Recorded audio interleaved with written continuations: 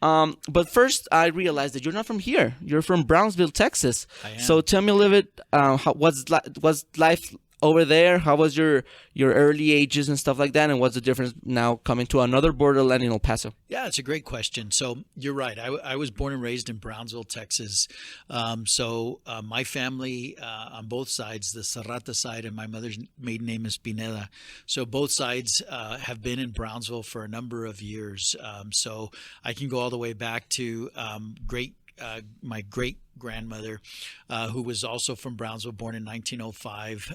And so then my grandfather, obviously on the Pineda side, and then my mom. And then on the Serrata side, I've been able to track it back at least through my grandparents. And so they've all been there in Brownsville. And actually, when I came to El Paso, born and raised in Brownsville, grade school, elementary school, middle, junior high actually when I was going, and then high school. Graduated from high school there.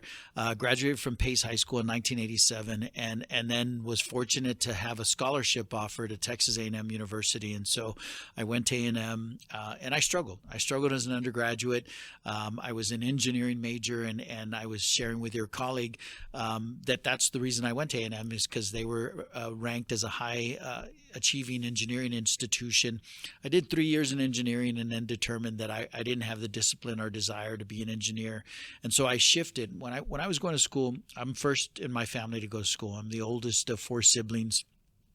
And I didn't have the study habits that you need when you're in college. I did well in school. I graduated ninth in my class of about 400 students.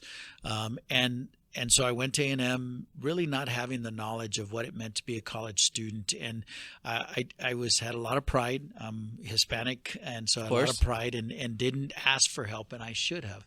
And so as I started to work in higher education, what I tried to do, in particular, I worked in student affairs for the first 18 years of my career. And in student affairs, what I try to do is I really try to focus on being able to provide students with what they needed. The students from the border communities from South Texas, they're just as smart as every other student. They just don't have the knowledge of how to go to college. And so what I tried to do is I tried to implement initiatives where we were very intrusive at that time is what we called it. Now it's called proactive advisement, but I wanted to implement those to help these students with everything outside of the classroom, that they could be effective in the classroom. Inside the classroom was their responsibility, but I felt it was my responsibility to help them outside of the class. So I started working at UT Brownsville in 1994. I worked there for a couple of years. Then I moved to McAllen, Texas, another border town.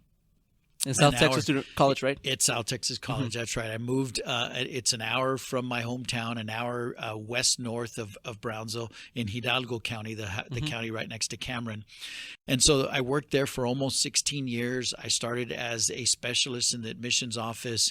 And then I was lucky to work for a lady who was the founding president, Dr. Shirley Reed, who didn't believe in all of the protocols that are in higher education, that you have to pay your dues and you have to be in there for a period of time before you can move to the next level. It was a brand new institution. It was created in 1993.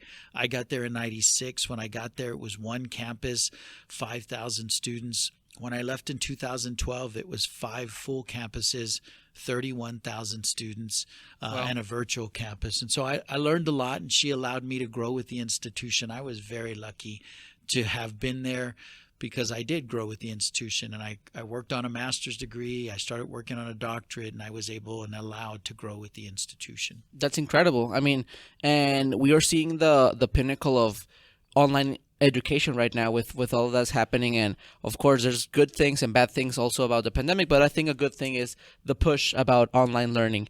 And many of us of the new generation start thinking right now, like, okay, is it the right time to go to college? Is it the smartest move right now for my life? And I mean, I have the thought that whenever you're leaning to learn, you're winning something. I mean, either is it for college, is it for YouTube learning? I mean, right now with a super globalized world, you can learn from every language there is, because with a translation, from Google, you can actually like go to courses for as cheap as $1, sometimes even free. So right now, like having people like you tell me like how was things like for people like me, because I'm I mean, I'm not American, but I'm from Mexico. And whenever I was growing up, I realized like, okay, American institutions are really have a lot of quality, and have a lot of goals related to what I like.